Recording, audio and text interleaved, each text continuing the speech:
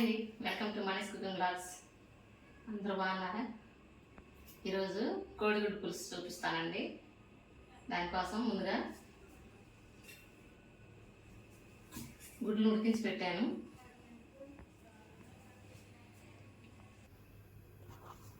Stove వెలిగించి కళాయి పెట్టుకోవాలండి. కళాయి వేడైన తర్వాత నూనె వేసుకోవాలి.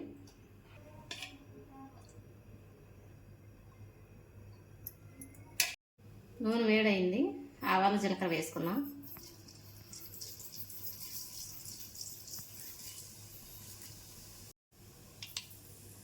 కట్ చేసుకున్న పచ్చిమిర్చి ముక్కలు, ఉల్లిపాయ ముక్కలు వేసుకోవాలి.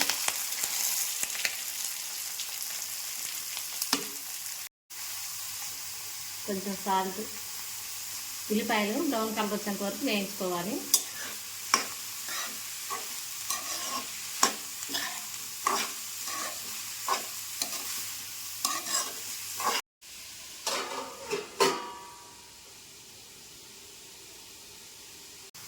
ఉల్లిపాయలు వేగినాయండి. కొద్దిగా అల్లం వెల్లుల్లి పేస్ట్ వేద్దాం.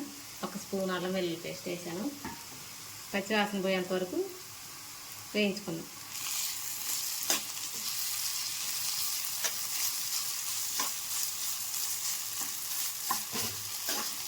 అల్లం వెల్లుల్లి పేస్ట్ వేగిందండి. ఇప్పుడు టమాటా ముక్కలు వేసుకుందాం.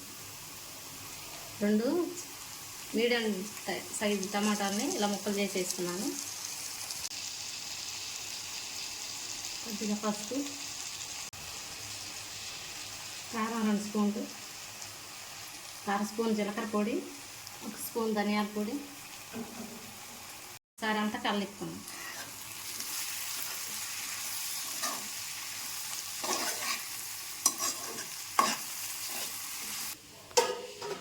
మూత పెట్టి టమాటాలు మగ్గించుకున్నాం. మనం వేసుకున్న డ్రై మసాలా టమాటా బాగా మగ్గిందండి. ఇప్పుడు చింతపులుసు పోసుకుందాం.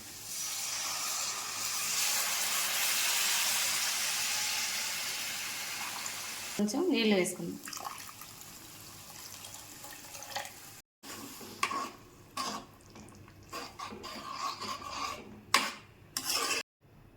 చింతపులుసు కొంచెం నీళ్లు వేసుకున్న తర్వాత ఉడికించిన గుడ్లకి ఇలా ఘాట్లు పెట్టుకొని పులుసులో వేసుకోవాలండి. ఈ విధంగా అన్ని గుడ్లకు ఘాట్లు పెట్టేసుకొని పులుసులో వేసి మరిగించుకోవాలి.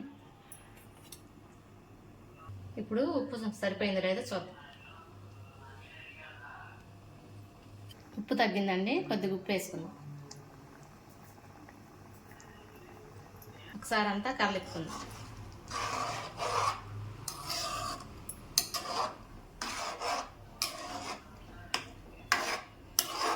ఒక 10 నిమిషాలు ఉడికిద్దాం.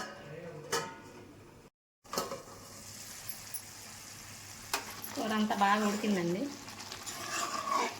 కూర తెంచడానికి ఒక 5 నిమిషాల ముందు నువ్వుల పొడి 1 స్పూన్ వేసుకోండి. ఇది ఆప్షనల్ అండి. మీకు ఇష్టం ఉంటే వేసుకోవచ్చు, లేకపోతే స్కిప్ చేయండి. నేనైతే 1 స్పూన్ వేస్తున్నాను.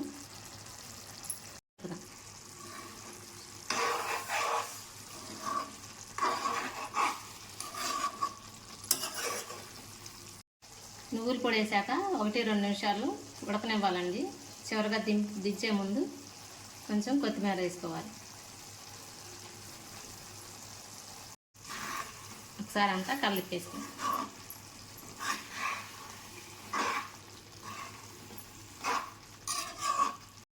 అంతేనండి, కూర రెడీ అయిపోయింది. వేడి అన్నంలోకి ఈ గుడ్డు పులుసు వేసుకొని తింటే చాలా బాగుంటుంది. తప్పకుండా ట్రై చేయండి.